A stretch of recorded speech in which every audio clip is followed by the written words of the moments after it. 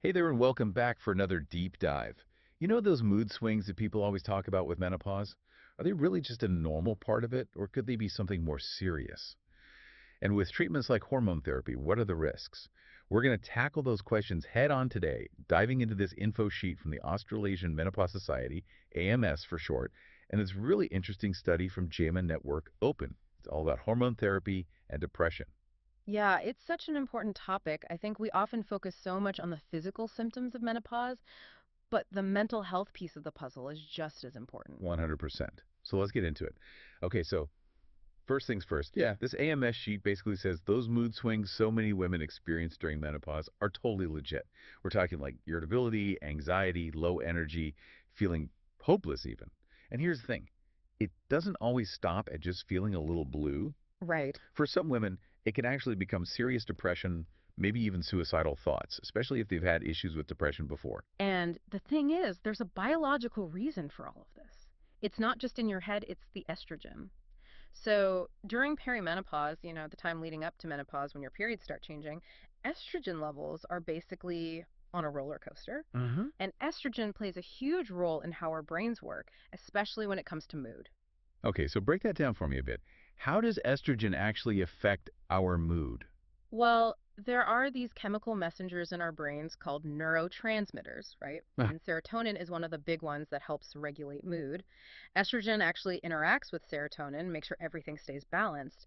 But when estrogen levels go haywire during perimenopause, throws that whole balance off, and that can really mess with your mood. that makes a lot of sense. So it's not just like you're imagining it. There are these real hormonal changes happening. Exactly. And then on top of all of that, you've got the other lovely symptoms of menopause to deal with. Hot flashes, problems sleeping, all that can really get you down, make those mood issues even worse. It creates a vicious cycle. Yeah, that sounds rough. So we really need to keep that mind-body connection in mind when we talk about treatments then, right? Absolutely. And that's where that JAMA study comes in. It was a massive study done in Denmark, tons of women, and they were looking at hormone therapy, like the pills and patches.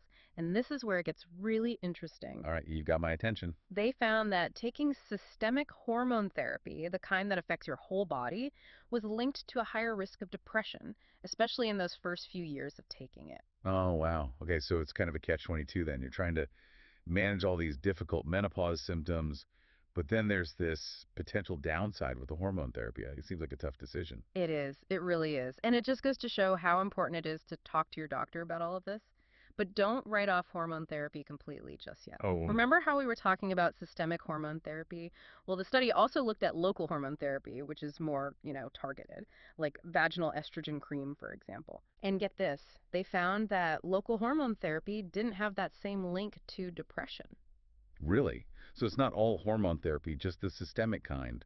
Yep. That's got to be reassuring for some women, I bet. Definitely. And in fact, for women over 54 using that local estrogen therapy, the study actually showed it might even lower the risk of depression. Wow, interesting. It just goes to show how complex this whole thing is. Makes you realize there's no one size fits all solution for menopause treatment. So, what else can women do to deal with these mood changes besides medication? I know when I was looking at that AMS sheet earlier, they mentioned a few things. Right, right. And you're totally right. It's not all about medication. Just making some lifestyle changes can make a huge difference, like Right. regular exercise, making sure you're getting enough sleep, finding ways to manage stress. Those are all super important. Yeah, those always come up. Yeah, But do they actually make a real difference with mood? they can, especially when you combine them with other things. Like the AMS shoot also talks about things like therapy, cognitive behavioral therapy, CBT. That can be really helpful. Helps you learn how to deal with those mood swings, those anxious thoughts, all that. So it's about having all these different tools at your disposal, from lifestyle tweaks to therapy, maybe medication too, Yeah. and of course hormone therapy, but being really careful about it. Exactly. Having those open and honest conversations with your doctor is so, so important. Not just a quick 5-minute check in, but a really thorough conversation. Talk about your full medical history, any history of mental health stuff, how bad your symptoms are, even what's going on in your life, the stress. Let's be real, midlife can be a lot to deal with. Oh, tell me about it. Juggling kids, maybe aging parents, work stress. It's no wonder that the AMS sheet mentions how all those life stressors can amplify everything else that's going on with menopause. For sure. It can be tough to even figure out what's causing your mood to change in the first place. Oh. Is it hormones? Is it stress? Most likely it's a combo of everything, right? You've really got to be your own advocate, talk to your doctor about everything, and figure out the best way to deal with it all. Yeah, it seems like being informed and being your own best advocate is just so important, especially with all this. It really is. One of the biggest takeaways for me from all of this is just remembering that you don't have to go through this alone, like there's help out there. If you're struggling, talk to your doctor, find a therapist. Even just talking to a friend or a family member can make a difference. So important. Nobody should have to suffer in silence, especially not for this. Okay, so before you wrap up this deep dive, something just occurred to me, something interesting. So we've been talking a lot about the study, right, and the AMS info sheet, and they were mainly focused on women taking hormone therapy specifically for menopause symptoms. Right, yeah. But what about women who use hormone therapy for other reasons, like preventing osteoporosis, for example? Makes you wonder if hormone therapy might affect mood differently depending on why you're taking it. That's a really interesting point. It really highlights just how much we still have to learn about all this. Like we've been saying, it's not one size fits all, and the research needs to catch up to that. Totally. Well, we covered a lot today. We talked mood swings, depression risk, all the different ins and outs of hormone therapy.